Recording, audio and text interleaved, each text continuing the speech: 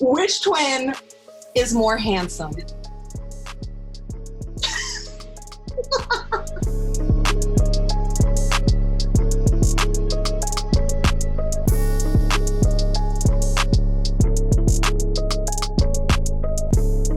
Welcome to What You Doing. I'm Ros Gold-Onwude, and today we have two guests at the same time. We have the Lopez twins, Brook and Robin Lopez. What's up, guys? What you doing? What's going on? How's it going? You guys are twins, and it's pretty cool. You're on the same NBA team, the Milwaukee Bucks, but you actually live together in Milwaukee. So first of all, why? Who wants to answer that one? Go for it. Well, so I think a lot of people are aware of my cat, Prince Edward. Muppet's not a huge fan of him. Muppet's my dog. He's back there. I have a cat named Prince Edward, and I've had him since my second year in the league. Great cat. He loves being around people. And Brook managed to get a cat, like his fourth year in the league or something. Before that. I don't think so. But anyway, long story short, they do not get along, and they do not permit us to live together. Okay, so it's the cats that are holding you guys back. The cats have beef, and they will not let us live together. Okay, so then, Brook, how much is the quarantine, at least, is it bringing you guys together virtually? Like, how often do you guys keep up during this quarantine? We keep up in our own way. I don't know if it's really directly, but we do Zoom with friends, and I'm the sucker that paid for like the subscription and everything so we can have the longer meetings with everyone. He didn't pay for it, so I'll set up. You're making how much more than me this year? So I think you can handle a Zoom subscription. Stop. Anyway, what I noticed is that when I set up the meetings, he's usually the first one like in the waiting room to get in. And I know like maybe that's because of my friends, but there's something deep there that must be because of me too. And then I accept everyone else in first and I make them wait a little bit. It's the least amount of power that's ever gone to somebody's head. The least amount of power. I can buy it too. But perhaps, and please correct me if I'm wrong, maybe this is also a part of Brook being the older twin. Now, Brook is older by a minute. Robin, does Brook often put out action that shows he's the big brother? He lords it over me all the time. You know, I don't think there's been a single practice where he hasn't brought it up with that. I can't really recall doing this. It just must come out. Check with Bud. Maybe subtle different ways, because I don't say it, but I do start. You know, I probably play more minutes. You know, I think most people on the team like me more.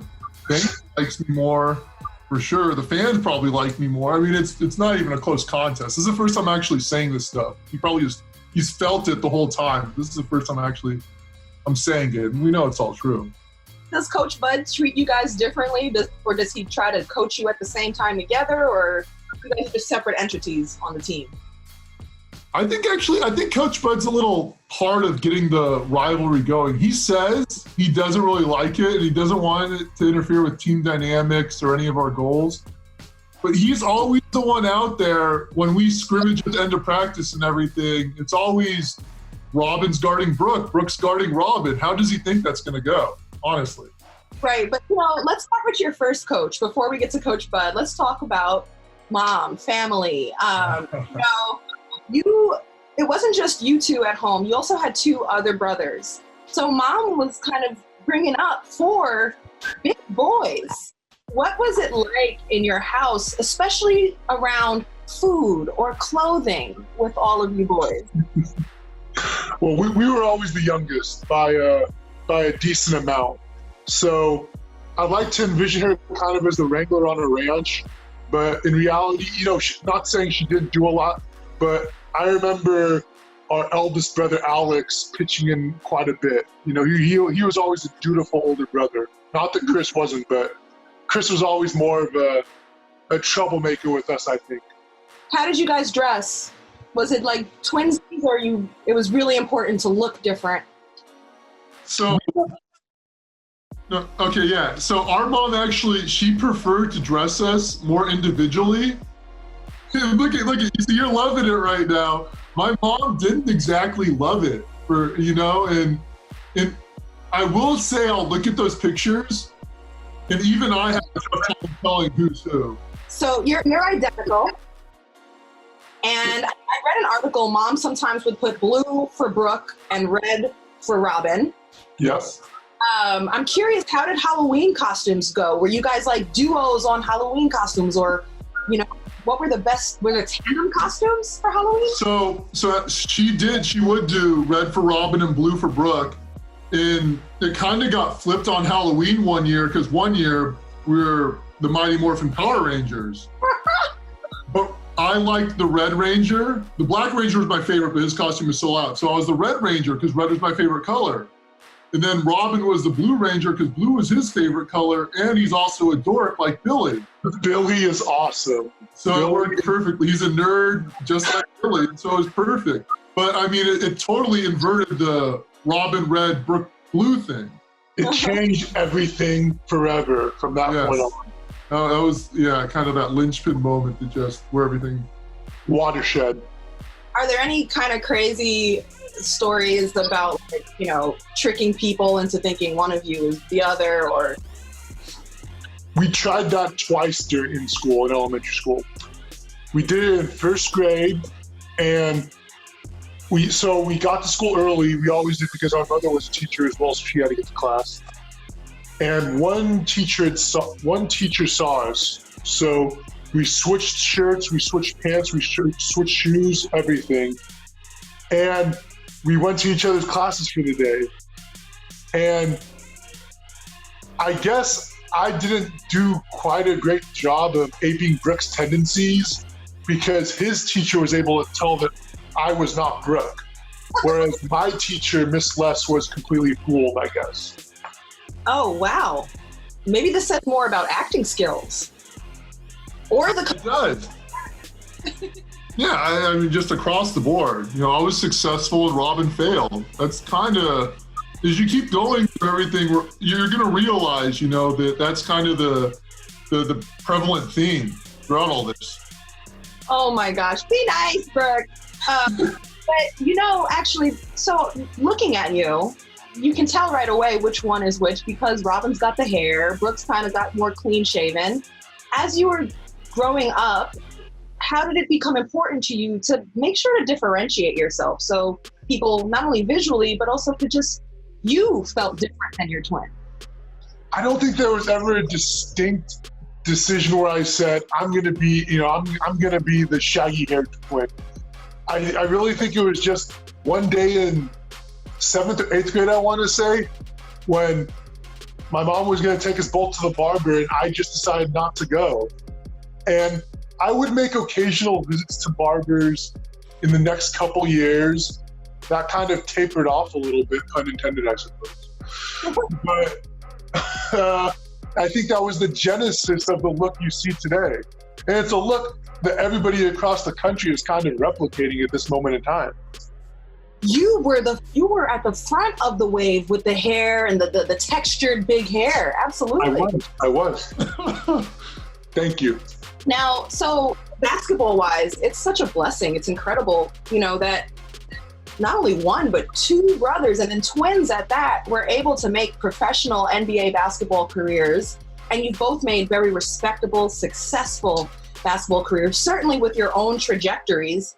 How did you guys handle being compared in basketball? That's a good question. I feel like that's something that by the point we had gotten to the NBA, we were already used to that. That was something we were already accustomed to. So I think when we heard it, we really didn't give two thoughts about it. Brooke, what's one thing Robin's better than you at in basketball? Oh, I'll try to think of something just for you and for him too. He probably averages more fouls per minute than me.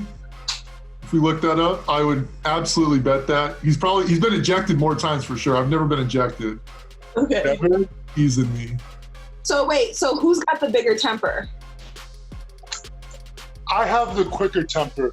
I think Brook has the bigger temper. I don't think I'm wrong about that. But he's shown both quick and big tempers more than I really ever have. Lopez out of Stanford. Oh, he just got tapped. Robin Lopez has lost his mind. Robin, relax. What's one basketball thing that Brook's better than your game? I will give some credit. You know, I haven't seen him play consistently for a long time, so that's been a lot of fun seeing him play night in, night out in Milwaukee. It's impressive how he takes the ball from the perimeter to the basket to score. He kind of does. It's weird to see him beat people off the dribble because neither of us are quick. I don't know if it's akin to some kind of baseball pitcher's changeup or something where he's moving so slow the defender just doesn't know what to anticipate.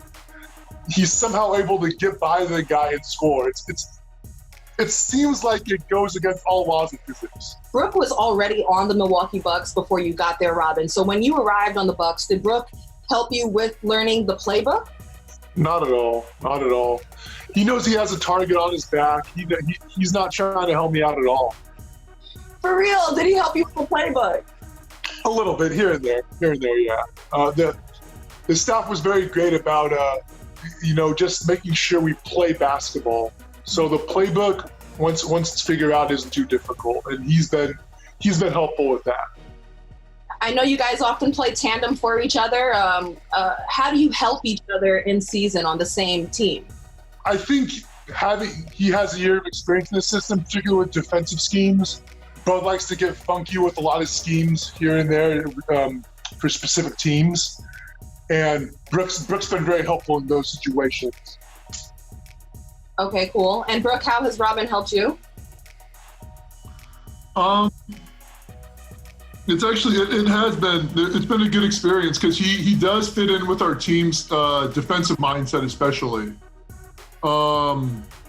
Seeing what he does out there, obviously he does a lot of the dirty work, the stuff some people don't want to do. Protecting the baskets, obviously a big thing of what we do, and he does that in spades. And it's great just to see him go out there, and he always has people's backs, regardless of whatever the situation is. He's always out there, and really he buys in that Bucks DNA really well. That's what's up. So there's two pairs of brothers on the Bucks. They're not twins, but also brothers. Is there like a quiet rivalry between you guys and the Antetokoumpo brothers? I don't know how quiet it could be with all the wrestling matches we've had pregame. Wait, with the brothers or with the mascots pregame? Oh no, with the brothers. It's generally it's between myself, Wesley, and usually Giannis. Sometimes TA gets in there, and those are some of the few times where Brook has actually had my back when he sees Giannis beating the snot out of me. When it comes down to it and I really need to be there, I show up. He's the big brother. Have you guys ever accidentally hurt somebody playing around that physical? We have not. We have not. Nice. God forbid. You guys' game antics are notorious. Are there any other twins in life growing up, and they could be in sports or out of sports, that you guys have thought are cool or maybe admired, like the Olsen twins, the Collins twins? We got to shout out the Collins twins, of course. Definitely, yeah. Our older brother played against them back in high school and on the traveling circuit, so we've always admired Jason and Jaron. Other pairs of twins. The first thing that came to mind for me was Haley Mills in The Parent Trap. I know a lot of people would say Lindsay Lohan, but Haley Mills in The Parent Trap for me too. Okay, cool. That was a classic movie, by the way. Oh yeah. Okay, just coming back to the team. So, quarantine right now. Who's that teammate that's always kind of just checking in, making sure the team's connected? Who's that guy on the team? I think for both of us, Thanasis is always checking in. I played with him when I was in New York, and we have a wonderful team top to bottom, but TA is always he's such a great guy, always checking in. And I know we share a lot of common interests with him, both Brook and myself. Like what? Was cartoon. the follow-up question? Where are you, Robin? What's going on here? Cartoons, comic books, theme parks. I think he went to Disney World twice with us this year, Brook. Yeah, both times we were in Orlando. Whoa. So, okay, when you were in Orlando, who was the crew that went to Disney World with you? Was it just Anasis? No, we had a whole Bucks staff. Yeah, we had staff, a few players. DJ was there. He was there. DJ. Was Wes there? I'm trying to think. Wes was not there. Wes will not go to Disney World with me. I've tried for years to get Wes to go to a Disney park with me, and he will not do it. Someone was there. I'll remember. There was a third person and staff. Yeah, like strength and conditioning people, media. Wow. We have a nice little contingent whenever we go. So, we're gonna have to invite you to come along at some point. I'm so excited. I mean, guys, I'm not even gonna lie. I remember back at Stanford when there was I remember actually hearing when I was still on the women's team and you guys were on the men's team that there were whispers the Lopez twins disappeared. And then, maybe 24, 36 hours. Did you hear the genesis of that? No, I have no idea. Tell me about the story. I didn't even know if it was true or not. That was sophomore year, right, Brook? Yeah. That was sophomore year, and we went to one of Brook's friends' birthday parties. It was a midnight birthday party, of course, as they always are in college. And the party ended. It was on its last dying embers. It ended, and we were getting in the car, and one of our friends said, "I really want to go to Denny's now." And then somebody else said, "I want to go to Disneyland." And Brook and I looked at him and said, "You just said that to the wrong two people in the world." And then the other friend said, "I want to go to Denny's." And Brook says, "That's okay. There's a Denny's across the street from Disneyland." So we went back to Brook's dorm. Stanford. Yes, we went upstairs. Brook and his roommate had some classwork to do, so they got their laptops, they got some books to bring for the road trip. We hopped in the car, and we passed by a friend of mine, Alexis, and she said, Where are you guys going right now?" We said, "Disneyland." She said, "Oh, you guys." And we hopped in the car, and we drove all the way down to Disneyland. This is during the basketball season, the college basketball season.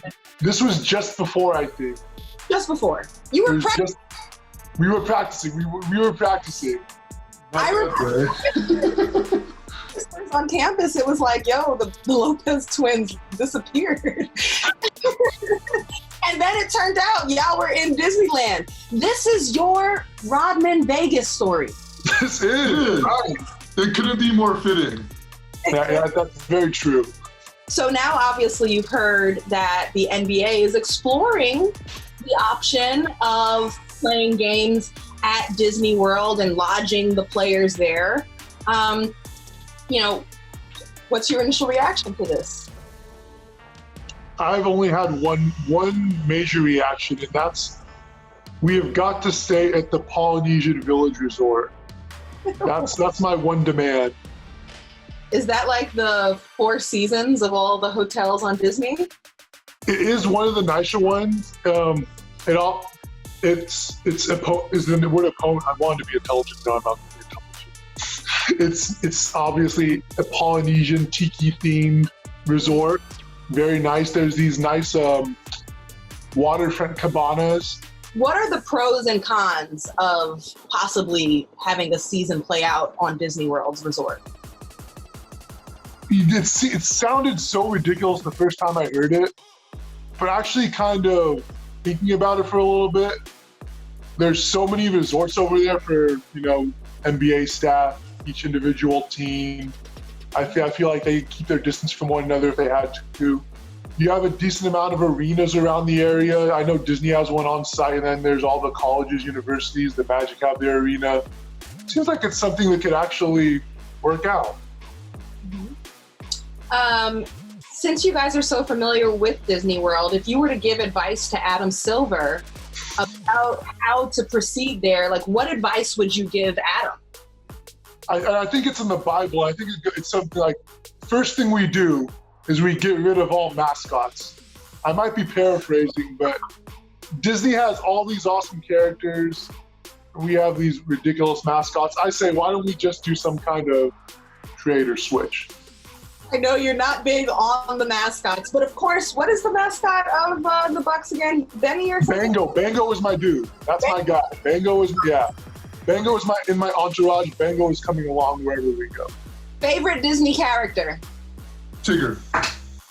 Goofy and Robin Hood. Is it because Robin is your name? Yes. So you know what? He's also suave. He's devilishly handsome. I mean, he's literally a fox. Mm-hmm. You can't go wrong with the guy. He's a man's man and a hero's hero. But guys, a serious moment, like honest. How distant does the NBA season feel right now? That's hard to say. We've been staying in touch with everybody. We've been doing workouts daily. So if we're ready to start whenever it seems plausible. You know, with all the news you hear, it seems like it might be a little bit ways away, but we're still working out. We're still taking it day by day as if we're going to resume this season. And for the Bucks, we're trying to take that next step to get to the playoffs and win some games. I'm talking to two players on a team that really legit, genuinely has an opportunity to win a championship this year. So this break for you might be handled a little differently than others, just because it's like you've really got to stay alert. You've really got to stay, in case it does come back, you don't want to miss this opportunity. Brooke, if the season does come back, do you think that you guys would be able to hit that same steamrolling pace that you were on, or would it take some time?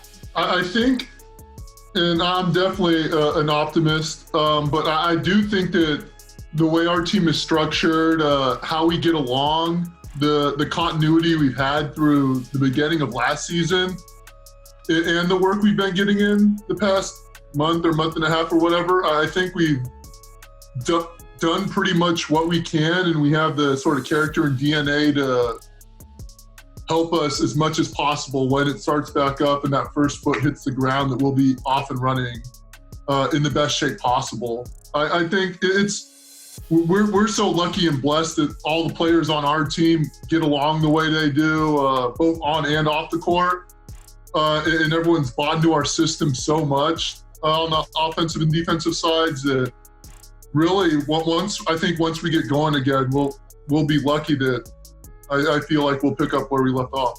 Has Giannis done anything in particular to continue to motivate the team during this time? Giannis is so great in that he does lead vocally and lead by example. And the best thing that Giannis has been doing right now is he's been in every day getting work in. He's obviously been responsible about treating this pandemic in the right way and protecting his family and friends and everything. But he's obviously been working as well. And when you have such a hard worker as Giannis, probably the hardest worker, toughest guy I've met, in my time in the league, and seeing the things he does every night and how he still comes in each and every day hungry, it just trickles down and affects everyone on the team. When basketball's all said and done, do you see yourselves working together after this? In some capacity, yeah, I think so. I mentioned it jokingly earlier, but Brooke, he loves to write. I like to doodle a little bit. I think we both like to think of ourselves as creative people, whether or not that's a earned adjective. But I'd love to do something in cartooning, maybe where I'm doing the drawing, Brooke's writing. I think that I'd be really happy doing that after basketball. Yeah, I feel the same way. You know, we've always kind of imagined that once we were done with the NBA, we'd love to do something creative. You know, like you said, doing a comic or a graphic novel.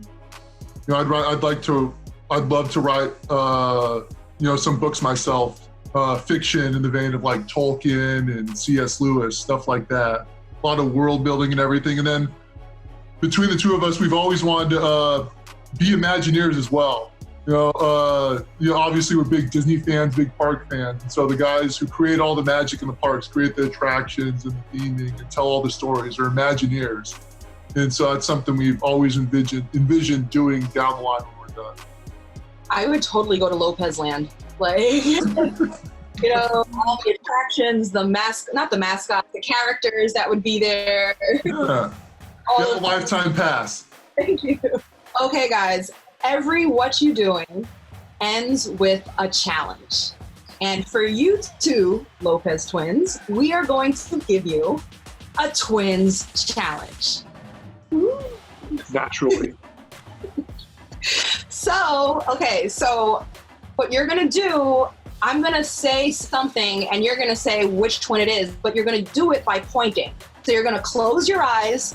You can't see each other's answer. Don't close your eyes yet. Don't close your eyes. Okay, I was just practicing. I'm imagining. Were you practicing too? Yeah, okay. I guess we're both very visual. Yes. That is so cute too, but okay. When I say something, if it refers to you, point to yourself. And if you think it goes to the other twin, point to him. Okay? Gotcha. Close your eyes. All right. Which twin is older? That was an easy one. Yeah, I'm confident now. Which twin is the better dancer? I know where he's pointing and he's wrong. Which twin was mom nicer to? Ooh.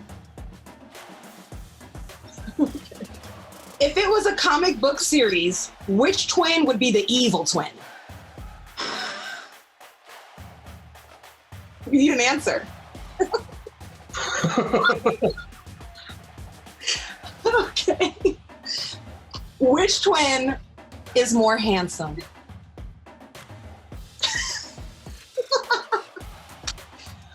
Which twin is better at basketball?